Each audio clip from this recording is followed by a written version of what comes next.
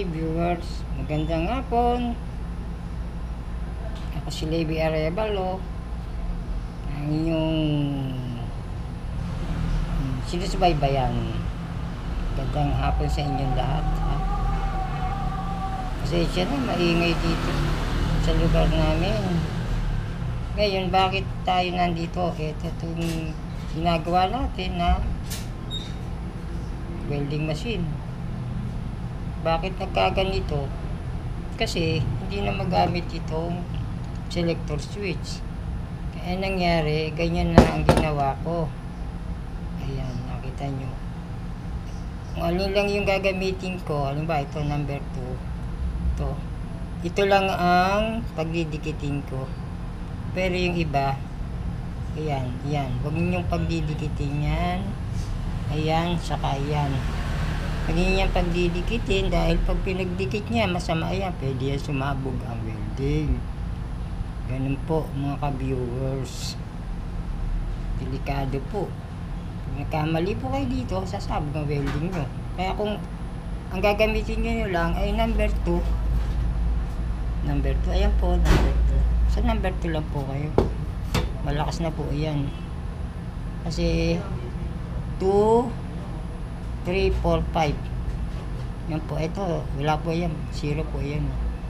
Kaya lang po, ito, nakaduktong, number 2. Yan, magkakaiwala yan pa. Tipan po.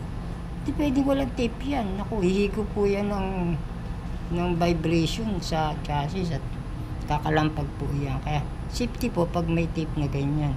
Ano po? So, ganyan lang po ang paraan. Pag nasira na po ito, wala na pong pag-asa. Mahal ngayon yan Magkano nyo bibilin to? Baka nasa 2K na ang ganito. Ano po? Tapos babayad pa kayo sa labor. Nagagawa. So, ganun lang po. Ang paliwanag ko sa inyo, mga kaka-viewers. Kung testingin po to, sure naman po ito na testing na at ito po ay umayos na. So, subukan po kaya natin testingin.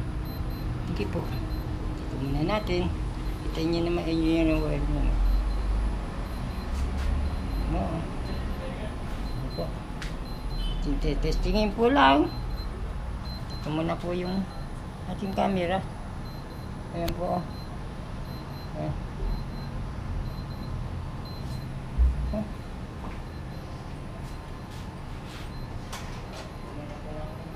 Silaw. Ganito niya, saksak po natin po. Saksakan. Ano po? Dito, kuryente. Yan na po, handa na yung motor. Handa na po yung motor. Ayun, humanda ng motor. Gawin na po yan. Kung natin mag-welding.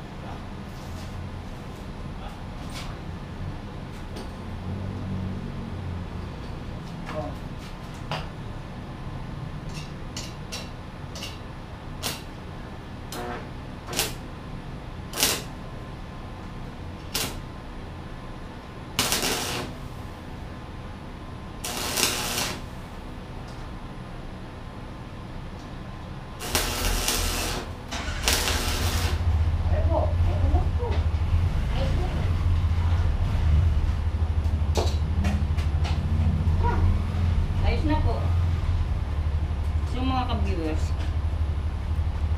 ganun lang po pag sira yung inyong selector switch, kung gagamit nyo pa rin po yung inyong welding. Basta tingnan nyo lang po yung ginawa ko. Ano po, pero ingat-ingat po kasi po welding yan ingat-ingat po. Kung kailangan sure po yung pagduktong hindi po maluwag para hindi po mag-cause ng spark stroke.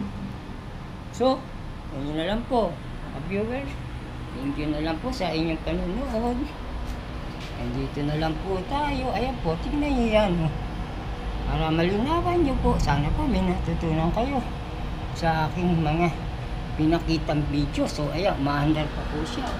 Ang motor na. Okay po, hanggang dito na lang tayo. Mga ka-viewers, salamat sa inyo. Sana po, like nyo po at mag-subscribe sa akin. Thank you po.